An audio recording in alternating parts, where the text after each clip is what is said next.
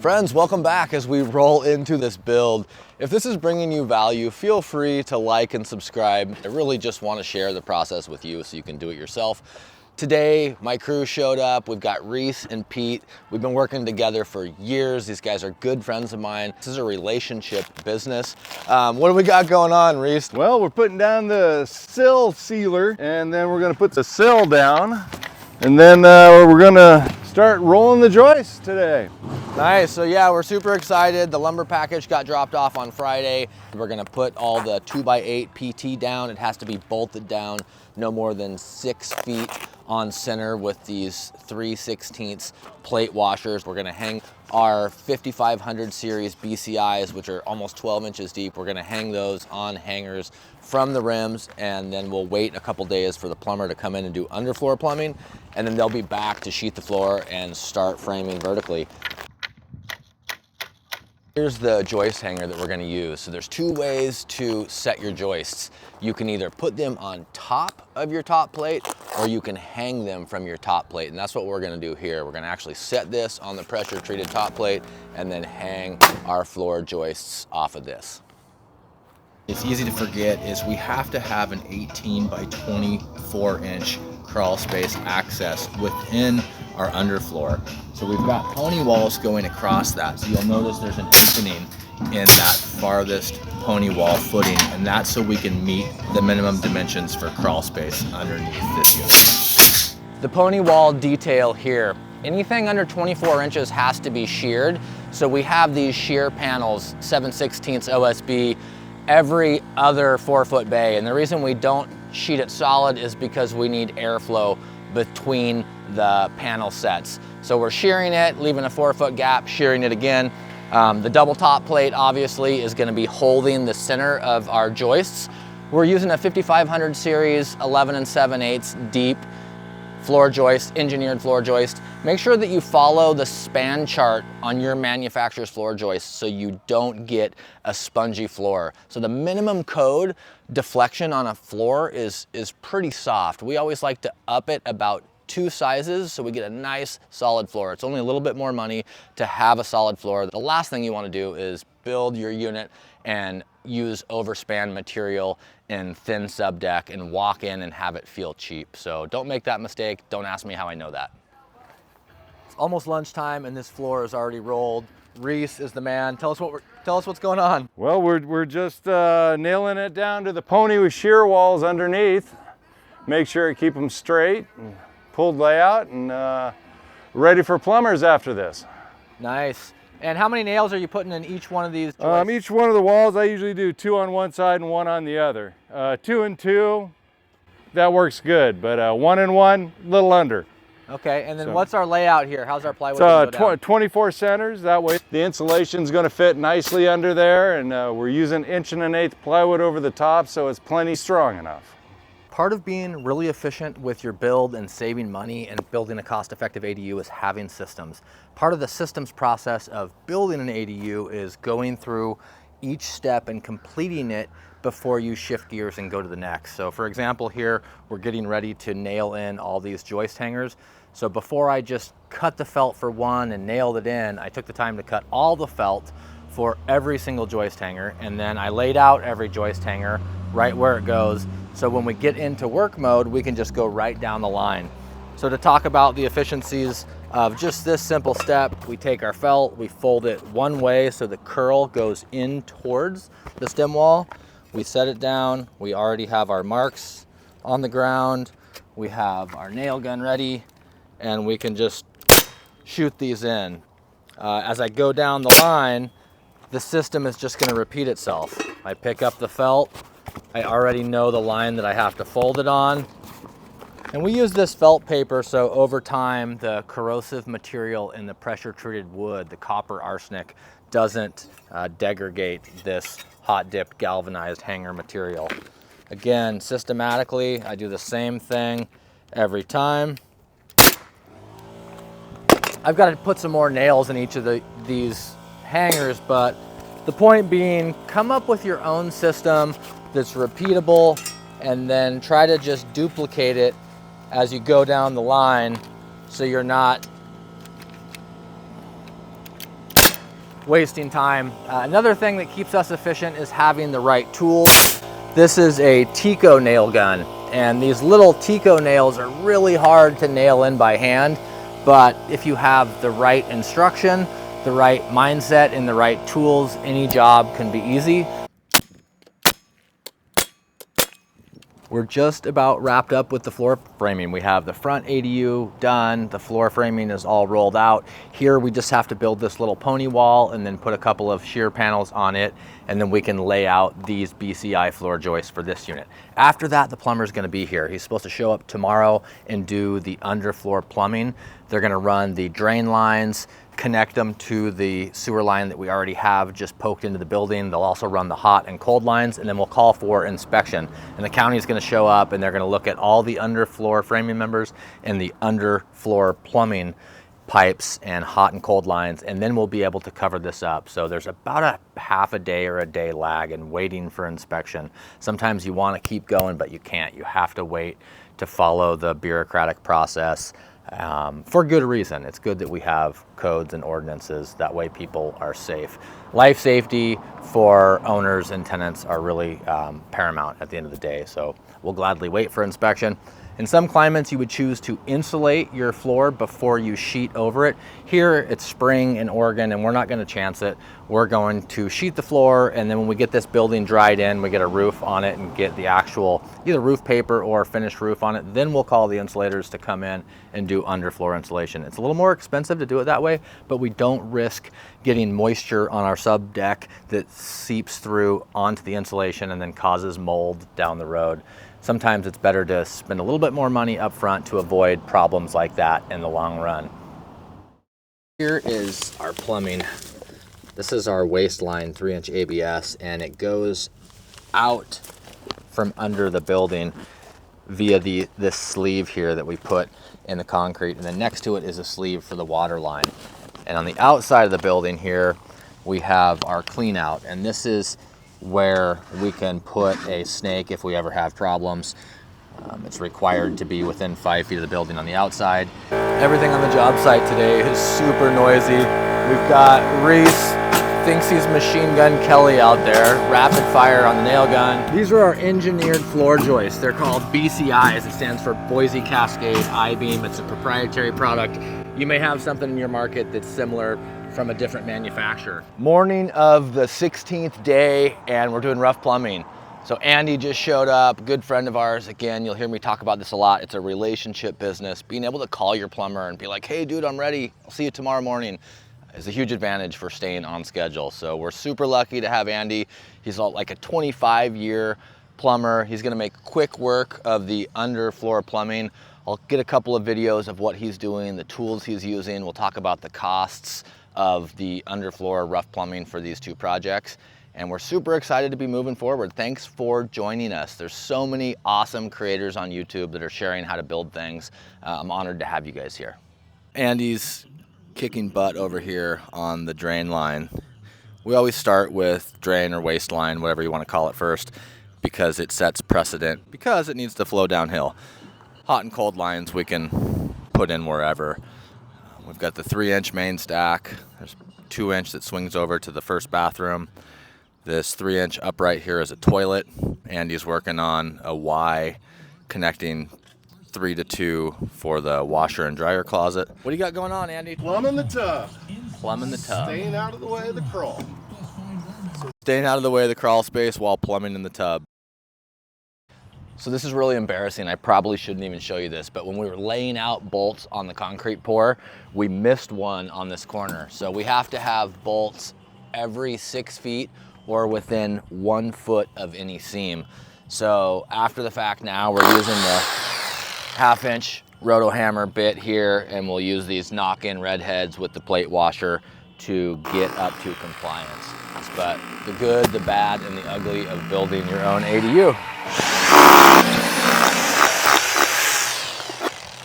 We get all the dust out of the hole. You can blow it out or use a vacuum. And then this pound-in red head, we put the washer on and then the nut and stick it in the hole and pound it in. That's when you get really pissed at your concrete guy. And that bottom of that redhead will mushroom out and hold it tight. And then we can tighten it down, and inspector will not call us on that. Here's a tip on getting your plumbing done twice as fast. Get 2 plumbers on the job. So Brandon, who owns Advantage Plumbing and Mechanical, just showed up to help Andy. So Andy's banging out the front unit and he's gonna be on the back unit. So hopefully we'll have all this done today and be ready for inspection. 25 years ago, Andy was working for a large plumbing outfit locally, and he took on an apprentice who is now the owner of the company, and Andy works for Brandon. These guys have an awesome duo. There's actually a third guy, Nick, and the 3 amigos together are basically unstoppable. We're really lucky to have such good plumbers that are efficient. Job site's getting super busy today. Plumbers are here. Steve's here again to give us a dump of our 1 1/8" plywood. You can cheap out and go with 7/8 OSB, which is ordinated strand board, but I can't quite bring myself to do it, so I still pay top dollar for 1 1/8" plywood. I think it's like $60-something a sheet, but it's such a better floor. That's what's getting dropped off right now. 40+ years of operating the lumber truck. He's got this down to a science. Still has all his fingers. Boom, boom. Making it look easy. Thanks, Steve. We're using these quick sticks to get grade. It's way easier than cutting blocks and using plumber's tape. All right, Brandon's making it look super easy over here with this ABS. Glue both sides, push it in, turn, hold for 3 seconds while you're making the next joint. 45 right on over there. That's gonna come up and catch our bathroom sink. Tell us what you're doing with that machine. Basically what this does is it expands the pipe, and then it will forever want to go back to its original size because of the design of it. It's a cross-linked polyethylene, and that's the magic of it. Okay, how long have we been using this stuff instead of copper? I've been using it for 25 years. Okay, and is it the best product on the market? I feel as though. Okay, what does it freeze? It does freeze, but it'll expand, so you don't have leaks or anything like that. It's user-friendly. Most everything's readily available. Okay, and you just put the sleeve on it, expand it. And then it's good. Nice. The head expands and rotates as it goes. What's the approximate cost of the pipe compared to like copper or steel or something? Well, comparable to copper. Copy that. It's just that you save a lot of money on labor. Way faster to install. Absolutely. Plumbers, they're $30 to $50 an hour for a journeyman laborer plumber, somebody that's working for a company. If you call a plumber to come out and do a job, you're looking at $100 to $150 an hour. I will share the final bills when I get them from each of the 6 subs that I hire. Pipe, so ABS pipe, 2-inch pipe's about $2 a foot, 3-inch pipe is about $4 a foot, and 4-inch ABS pipe is about $7 a foot. And then each fitting, if it's a Y or a combi, whatever fitting, just budget about $15 a fitting. So that gives you an idea of approximate costs as you look at the hundreds of feet of material. Getting our water line connected here. Done.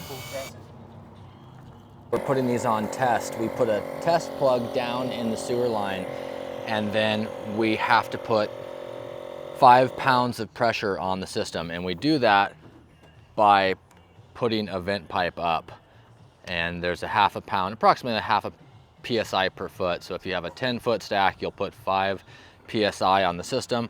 So we put a plug in the downhill side at the clean out, and then we fill the whole drain line, waste line up with water, and that's how the inspector can see that there's no leaks. And then for the hot cold lines, we just turn the water on. And if there is any leak, you'll see it dripping or spraying in both the waste and the water lines. Testing the plumbing system. Another long day, but we've got the plumbing all done. The inspector will be here first thing in the morning, and I'm gonna do a quick pan across both units. So if you're trying to do this yourself, you can literally pause the video and look at all the fittings and how the components are put together to make up this plumbing system. Here's the front of the 1 bedroom, 1 bath, 524 square foot. 3-inch comes in there, runs down parallel, and this is our wet wall with the kitchen here and the bathroom in the back corner. 3-inch Y to 2-inch over here for the sink with the clean out. Hot and cold, and there'll be a hose bib there. This is where it swings over for the bathroom vanity. Combi branches off over there for the washer and dryer. We've got the toilet supply, toilet waistline, and then the hot and cold for the washer and dryer and the shower valve, and then going out the outside wall there is the hot and cold for the exterior on-demand water heater. And then the hot and cold lines running through the BCIs, hot, high. Here on the 2.2, it's a little more complicated. There's just more plumbing. Here's the waistline and the water line coming in. This is the master bathroom here, the guest bathroom over there.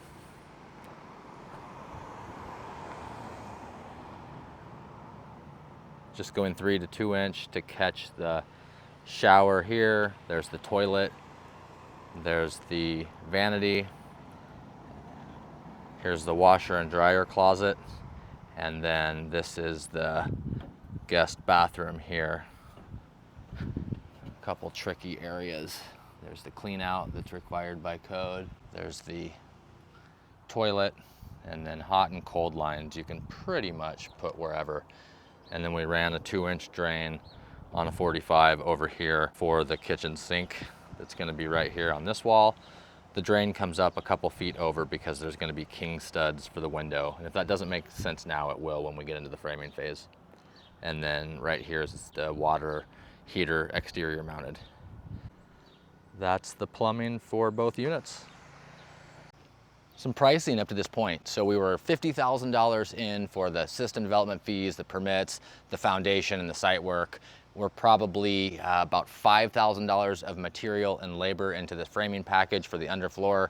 And then rough plumbing, I haven't got the bill from Brandon yet, but I'm assuming it's gonna be about $4,500 for material and labor for all this underfloor plumbing. So that puts us at about 60 grand to this point. I'll go over detailed costs when we're done, but I just like to kind of talk about the prices as we go, just to give everybody an idea. They can kind of wrap their mind around how expensive some of this stuff is and where you can save. This is Brian. He's been doing the last few inspections on our job. Can you tell us what's going on and what you're looking for, Brian? Purpose of building inspectors is to make sure that we're a third set of eyes between the general contractor and his subs, just to make sure that nothing gets missed out of the code that's required for the future fire, life, and safety of the future occupants of the structure. And so today, doing the underfloor framing and underfloor plumbing, can you just kind of tell our listeners what you're looking for in this inspection? We will not pass any framing inspection until all the sub inspections have been passed and completed. In this case, the plumbing, we're going to check that the sewer lines are full and pressurized with water, which is a 10-foot stack, and he passed. The regular water distribution lines are also pressurized, which is what we want to see. Make sure there's no leaks anywhere. Make sure that pipes are supported at the proper intervals. On the framing, on the cripple walls, we check the plans to make sure that the plans match what I'm looking at here on site. At the ends of all the BCI joists where they come into the concrete, they're not allowed to touch the concrete, so he's got tar paper there to provide separation. And at this point, he's met all the requirements of the code. Awesome, thanks so much. It's really hard to get any building officials to talk on camera, so I appreciate you, and also the county building official allowing this. We do appreciate it. It'll help a lot of people. Thanks, Brian. Thank you. Have a good day. We're stoked to get the green light from the inspector. Now we're gonna start framing. We'll see you on the next video. If this helps you or brings you value, feel free to like and subscribe. And if you hit the little bell, you'll see the videos right when they come out. We'll see you next time.